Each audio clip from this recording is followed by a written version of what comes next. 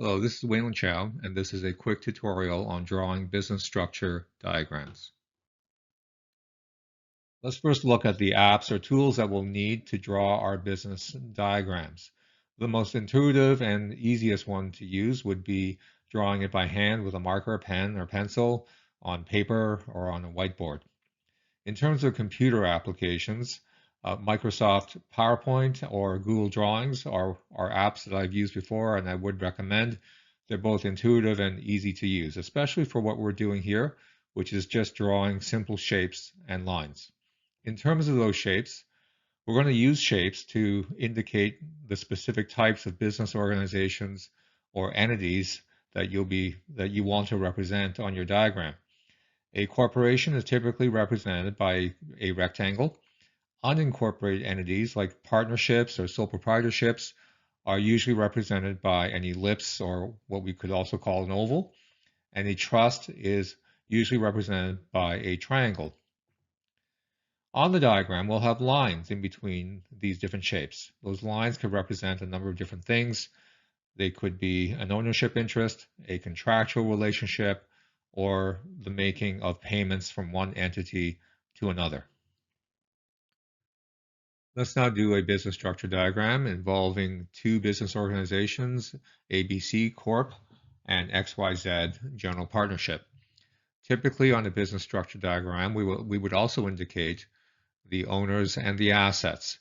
The owners are usually indicated above the shapes and the assets are indicated below.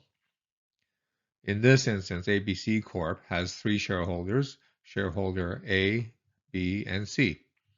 And we can also put in more detail about the shareholding of each of these shareholders.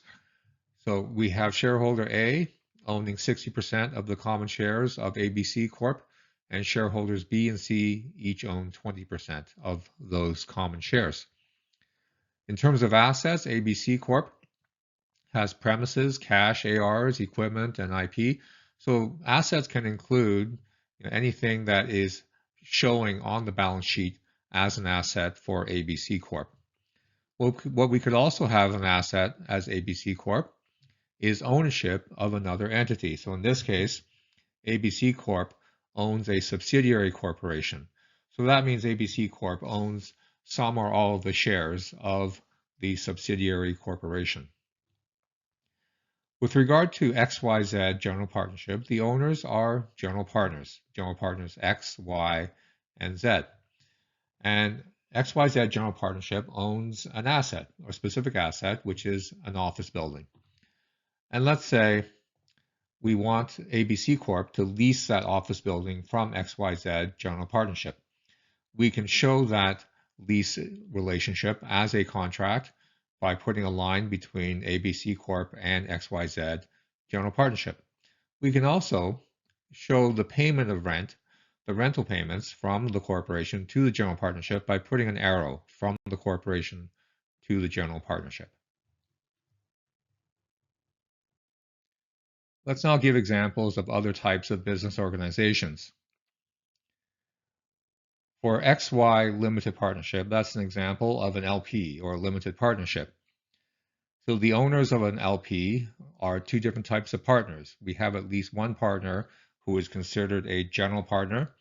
And in this instance, we have two limited partners, X and Y. And below that XY limited partnership, we would show the assets that are owned by the limited partnership. For XYZ limited liability partnership or LLP, we would have partners. In this case, we have three partners X, Y, and Z. And specifically, an LLP is used or is available only to professionals. Typically, for example, lawyers and accountants would operate their practice through an LLP. The final one is a trust. A trust would have a trustee and one or more beneficiaries, and the trust would own assets.